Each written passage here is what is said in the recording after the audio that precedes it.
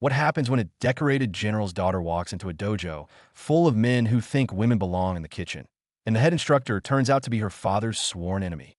Welcome back to Tales of Wonder. If you enjoy stories about karmic justice, unexpected revelations, and people learning hard lessons they'll never forget, make sure to hit that subscribe button and ring the bell so you never miss a tale. Now let's begin today's story. The Dragon Phoenix Martial Arts Academy sat on the corner of 5th and Madison like a relic from another era. Its red-painted facade and gold-trimmed signage stood out among the sleek coffee shops and boutique stores that had colonized the neighborhood.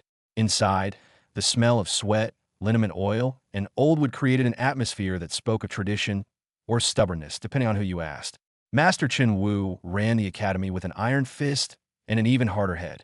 At 63, he moved with the deliberate precision of someone who'd spent 5 decades perfecting his craft.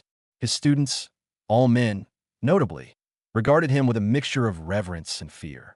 Chen Wu didn't believe in participation trophies or gentle encouragement. You either had what it took or you didn't. And if you didn't, the door was right there. On a humid Tuesday morning in late August, that door opened to admit someone Chen Wu hadn't expected, a woman. She was young, maybe 25, with her dark hair pulled back in a simple ponytail. She wore plain black athletic wear, no jewelry, no makeup. Nothing about her screamed, "Look at me." But something about the way she carried herself, the quiet confidence in her posture, made every head in the room turn. Chen Wu was in the middle of demonstrating a complex throwing technique to his advanced class. He paused mid-motion, his expression souring like milk left in the sun. "We're in the middle of a session," he said, his tone making it clear this was both an explanation and a dismissal. The young woman bowed respectfully. "I apologize for the interruption, Master Chen. My name is Maya Lin. I'd like to inquire about joining your academy." A ripple of barely suppressed laughter ran through the students. Chen Wu's top student, Derek Wu, the master's nephew and a regional champion in his own right, didn't even try to hide his smirk. Chen Wu set his jaw. "Miss Lin, this is a serious martial arts academy. We train warriors here, not aerobics enthusiasts. There's a yoga studio 2 blocks down. Perhaps that would be more suitable." Maya's expression didn't change. "I'm not looking for yoga, Master Chen. I'm looking for serious martial arts training. I've studied since I was 5 years old. Multiple disciplines. I can provide references if needed." "References?" Chen Wu repeated, as if she'd suggested bringing a note from her mother. "Miss Lin, I've been running this academy for 30 years. In that time, I've trained police officers, military personnel, and professional fighters. This is not a hobby gym. The training is rigorous. The contact is real. My students don't pull punches. I wouldn't expect them to," Maya replied calmly. Derek stepped forward, still wearing that infuriating smirk. "Uncle, maybe we should let her try one class. Just to see what happens." The way he said it made his meaning clear. He wanted to watch her fail. Wanted to see her run out crying. It would be entertainment for a boring Tuesday morning. Chen Wu considered this. There was a part of him, a petty, vindictive part he wasn't proud of but couldn't quite suppress, that agreed with Derek's suggestion. Let her get thrown around for an hour. Let her see what real martial arts looked like. She'd leave on her own, and the point would be made without him having to explicitly turn her away. "Fine," he said. "One trial class. If you can keep up, we'll discuss membership. If you can't," he shrugged. "Well, the yoga studio keeps generous hours." Maya bowed again. "Thank you, Master Chen. I appreciate the opportunity." The students cleared space on the mat. Chen Wu ran them through warm-ups first. Nothing fancy, just calisthenics and stretching. Maya kept pace easily, her movements fluid and controlled. A few of the men exchanged glances. Maybe she had some training after all. Then the real work began. Chen Wu believed in learning through doing. He paired students up for sparring drills, full contact but controlled. Technique, timing, and respect for your opponent. He deliberately paired Maya with Marcus, one of his intermediate students. Marcus was big, 6'2", maybe 220, and strong, but not skilled enough to seriously hurt someone. He'd push her hard enough to expose her limitations without sending her to the hospital. What Chen Wu didn't expect was what happened next. Marcus bowed to Maya, and she returned the gesture. They circled each other, and Marcus came in with a solid jab-cross combination. Fast, competent, the kind of attack that would overwhelm most beginners. Maya slipped both punches with minimal movement, her head rotating just enough to let them pass by her face. Before Marcus could reset, she had closed the distance and executed a picture-perfect hip throw that sent all 220 pounds of him crashing to the mat with a sound that made everyone wince. The room went silent. Marcus got up, his face red. From exertion or embarrassment, it was hard to say. He came at her again, this time more aggressively. Maya met him with a knee strike that folded him like a lawn chair, followed by a swift armbar that had him tapping out in seconds. Chen Wu's eyes narrowed. "Marcus, you're going too easy on her."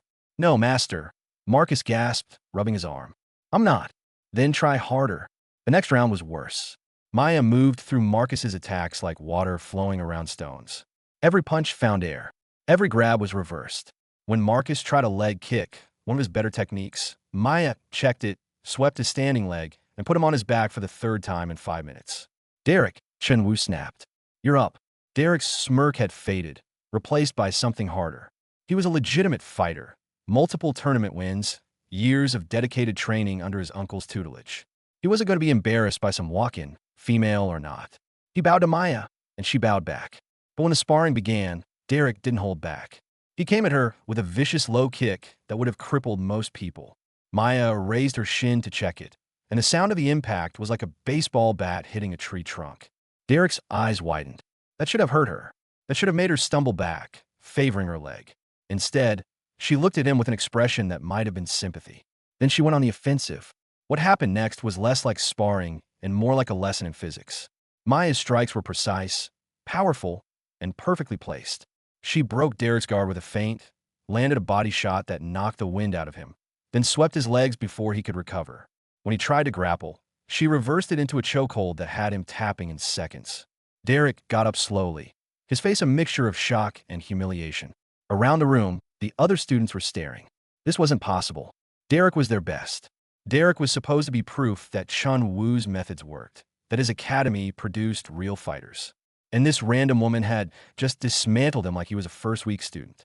Chen Wu's face had gone from annoyed to something much darker. "I'll spar with you myself," he announced, stepping onto the mat. A collective intake of breath. Master Chen almost never sparred with students anymore. His age, his status, his bad knee that acted up in humid weather. For him to step onto the mat meant this had become personal. Maya bowed deeply. "Master Chen, I have tremendous respect for your skill and experience. If I've given offense, you haven't given offense," Chen Wu interrupted. "You've demonstrated competence. Now I want to see how much." They faced each other. For a moment, neither moved. Then Chen Wu attacked with a speed and precision that had made him legendary decades ago. He was old, yes, but he was still a master, still dangerous. Maya defended herself with the same calm efficiency she'd shown before. She blocked, redirected, and absorbed impacts with proper technique. But she didn't counterattack. She didn't strike back. She was being respectful. And somehow, that made Chen Wu even angrier. He pressed harder, using techniques that would hospitalize an unprepared opponent. A spinning back fist that Maya ducked. A knee strike she deflected. A throw attempt she reversed with such casual ease that Chen Wu found himself on his back, staring up at the ceiling, his bad knee throbbing. Maya immediately stepped back, offering her hand. "Master Chen, are you?" "Get out." The words were quiet, but they carried across the silent room like a gunshot. Maya lowered her hand. "I'm sorry." "Get out." Chen Wu climbed to his feet without assistance, favoring his left leg. "You're not welcome here. This academy is for serious students, not. He couldn't finish the sentence. How could he? She was clearly a serious student. She was better than serious. She was exceptional, but she was a woman. And Chen Wu's ego, bruised and battered, couldn't handle that. Maya stood there for a long moment, studying the old master's face. Then she sighed, a small, sad sound. "You don't remember me, do you?" she said quietly. Chen Wu frowned. "What are you talking about?" 20 years ago. The national tournament in San Francisco. You were there with your students." Maya's voice was steady, but something in her eyes had changed. "My father was there too. General Richard Lin. He competed in the Masters division." The name hit Chen Wu like a physical blow. The room seemed to tilt slightly. "Richard Lin," he repeated, his voice hoarse. "You remember him now," Maya said. It wasn't a question. Everyone in the martial arts community remembered General Richard Lin. Decorated military officer. 10th degree black belt. A man who embodied everything martial arts was supposed to be about. Discipline, honor, skill, and humility. And 20 years ago, at that tournament in San Francisco, He had humiliated Chen Wu in front of everyone. It hadn't been intentional. The general had been gracious, even apologetic about how one-sided the match had been. But Chen Wu's reputation had never fully recovered. He'd been the cocky young master, talking about how modern fighters had lost touch with traditional values. And then this soldier, this man who treated martial arts as a supplement to his real job, not his entire identity, had destroyed him in under 2 minutes. Chen Wu had spent 2 decades rebuilding his reputation, 2 decades proving himself, 2 decades trying to forget the shame of that day. I was 5 years old, Maya continued. I watched from the stands. After you lost, you went to the bar. You got drunk. You told anyone who would listen that my father had gotten lucky, that traditional martial arts were superior, that soldiers were just thugs with government approval. She paused. You said women had no place in combat arts, that they were too emotional, too weak, that any woman who claimed to be a warrior was deluding herself. The memory came flooding back. Chen Wu had said those things. He'd said worse things, probably. He'd been angry, drunk, humiliated. I went home that night and told my father I wanted to quit martial arts, Maya said. Because if someone as skilled as you thought I couldn't do it, what was the point? Her voice was soft, but there was steel underneath. Do you know what he told me? Chen Wu didn't answer. Couldn't answer. He said that narrow minds make for limited fighters. He said that anyone who can't see past gender, past tradition, past their own ego, is already defeated. Maya's eyes never left Chen Wu's face. He said that someday I should come to your academy. Not to prove you wrong, because your opinion doesn't matter, but to show you what you could have learned if you'd been wise enough to teach without prejudice. The silence in the room was absolute. Derek looked like he wanted to disappear. Marcus was staring at the floor. Every student in the academy had just watched their master not only get beaten, but exposed as something much worse than unskilled. Small-minded. My father passed away 3 years ago, Maya said. Heart attack. He was 58 years old, still in peak physical condition, still teaching, still serving. At his funeral, over 1,000 people came to pay respects. Students, soldiers, people whose lives he'd changed. She took a breath. I became the head instructor at his academy. I train military personnel, law enforcement, at-risk youth. I teach anyone who wants to learn and is willing to work hard. Gender doesn't matter. Background doesn't matter. What matters is heart. She turned to leave, then paused. I came here today because I wanted to understand something. I wanted to know if the man who said those things 20 years ago had grown, had learned, had become a master he claimed to be. She looked back at Chen Wu. Now I know. Maya walked to the door, her footsteps echoing in the silent space. Wait, Chen Wu said. She stopped but didn't turn around. The old master's voice was barely above a whisper. Your father? Richard. He tried to find me after the tournament. To apologize. To buy me a drink. I know, Maya said. He told me. You refused to see him. You called him charlatan. I was wrong. 3 words. The hardest 3 words Chen Wu had ever said in his life. Maya turned slowly. The old master was no longer standing straight. His shoulders were slumped. His expression cracked open like an egg. I've spent 20 years building this academy on the foundation of my own bitterness, Chen Wu said. I told myself I was preserving tradition, that I was maintaining standards. But really, he laughed, a hollow sound. Really, I was just protecting my own pride. He looked at his students, his all-male students, really looked at them for the first time in a long time. I've taught you techniques, he said to them. I've taught you forms and history. But I failed to teach you the most important lesson of all. His eyes returned to Maya, that a true warrior has no prejudice, no limits, no fear of being surpassed by someone different from themselves. Derek spoke up, his voice uncertain. Uncle, what are you saying? I'm saying I'm a fool, Chen Wu said simply. I'm saying I let my ego turn me into exactly the kind of person martial arts is supposed to protect us from becoming. He walked toward Maya, and this time when he bowed, it was deep and genuine. Miss Lin, Master Lin, I was wrong to dismiss you. I was wrong 20 years ago, and I was wrong today. You don't owe me anything, but I'm asking anyway.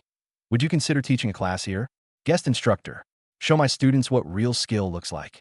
Maya studied him for a long moment. What would we teach? Whatever you want. Whatever you think we need to learn. She considered this. Around the room, the students waited. Even Derek, for all his earlier arrogance, looked curious now. Maybe even hopeful. Not a guest class, Maya said finally. A partnership. Chen Wu blinked. I'm sorry. This academy has been here for 30 years. It's part of the community. It has value. Maya gestured to the space around them. but it's become an echo chamber. You only teach men. You only teach traditional techniques. You've cut yourself off from evolution, from growth. She stepped closer. My father's academy focuses on practical application, military combative, law enforcement tactics, women's self-defense. We have female students, young students, students from every background imaginable. She met Chen Wu's eyes. What if we merged our programs? Your traditional foundation with my practical approach. Your history with my innovation. You want to combine the academies? I want to create something better than either of us could do alone, Maya said. We keep both locations. We share students. We teach each other. A small smile crossed her face. You can even maintain your all-male classes if you want, as long as I can maintain my all-female classes. But we also create mixed classes. We'll let people choose based on skill level and interest, not gender. Chen Wu looked like a man watching his entire worldview crack and reform into something new. Why, he asked. Why would you offer this? After everything I said, everything I did? Because my father taught me that holding grudges is like drinking poison and expecting the other person to die, Maya said. And because I think, deep down, you're a better man than your ego allowed you to be. She extended her hand. What do you say, Master Chen?